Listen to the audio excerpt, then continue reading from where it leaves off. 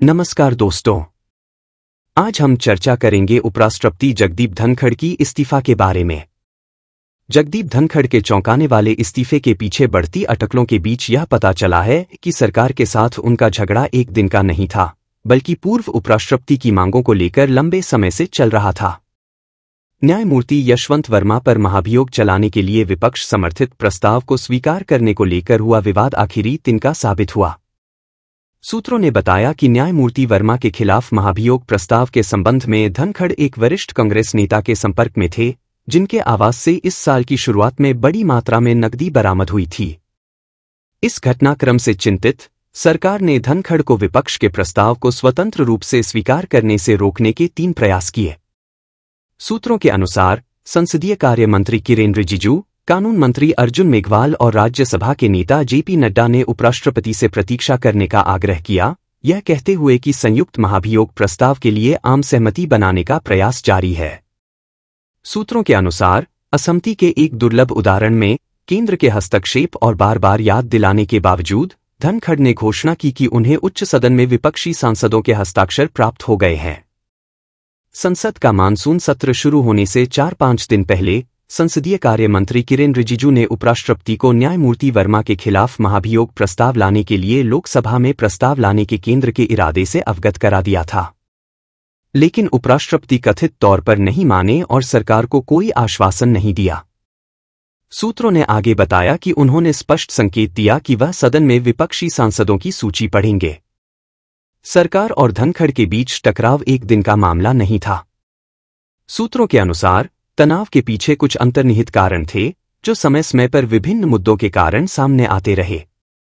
अमेरिकी उपराष्ट्रपति JD Vance की यात्रा से पहले धनखड़ ने कथित तौर पर कहा, मैं भी एक उपराष्ट्रपति और उनका समकक्ष हूं, इसलिए मैं उनके साथ मुख्य और उच्चस्तरीय बैठक करूंगा। सूत्रों के अनुसार इसके बाद एक वरिष्ठ कैबिनेट मंत्री ने उन्हें फोन करके स्पष्ट किया कि जेडी वेंस भले ही उपराष्ट्रपति हों, लेकिन वे प्रधानमंत्री मोदी के लिए अमेरिकी राष्ट्रपति का एक संदेश लेकर आ रहे हैं।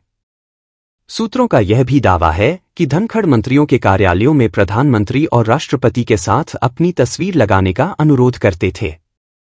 उन्होंने कथित तौर पर अपने बेड़े की सभी गाड़ियों को मर्सिडीज बेंज कारों में अपग्रेड करने के लिए कई बार दबाव भी डाला। संकेत स्पष्ट थे और सोमवार का घटनाक्रम निर्णायक मोड़ साबित हुआ। सरकार द्वारा कोई कार्रवाई किए जाने से पहले ही धनखड़ बिना किसी पूर्व सूचना के राष्ट्रपति भवन पहुंच गए। सूत्रों के अनुसार उन्होंने लगभग 25 मिनट तक इंतजार किया और फिर राष्ट्रपति को अपना इस्तीफा सौंप दिया। इस्तीफा देने के बाद उन्होंने कथित तौर पर अगली सुबह तक उम्मीद की थी कि सरकार उन्हें मनाने के लिए उनसे संपर्क करेगी या उनका इस्तीफा स्वीकार नहीं किया जाएगा। हालांकि ऐसा कुछ नहीं हुआ, क्योंकि तब तक सरकार तय कर चुकी थी कि उन्हें जाना ही होगा। सूत्रों के अनुसार सदन में विपक्ष के प्रस्ताव को स्वीकार करने के धनखड़ के अचानक फैसले के बाद प्रधानमंत्री मोदी ने गृह मंत्री सहित अपने शीर्ष सहयोगियों के साथ बैठक की। प्रधानमंत्री मोदी ने कथित तौर पर उपराष्ट्रपति के आचरण पर गहरी निराशा व्यक्त की, क्योंकि वह 2022 में इस पद के लिए एनडीए के उम्मीदवार थे।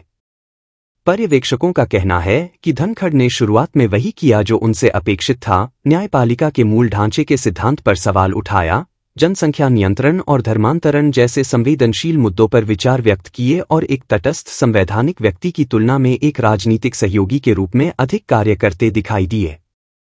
लेकिन दिसंबर 2024 में विपक्ष ने उनके खिलाफ अविश्वास प्रस्ताव पेश किया। राज्यसभा के सभापति के खिलाफ पहला उन पर बार बार उनकी आवाज दबाने और हस्तक्षेप से इनकार करने का आरोप लगाया। हालांकि इसे अंततः खारिज कर दिया गया था। अंदरूनी सूत्रों का कहना है कि इस प्रकरण ने उन्हें काफी बदल दिया।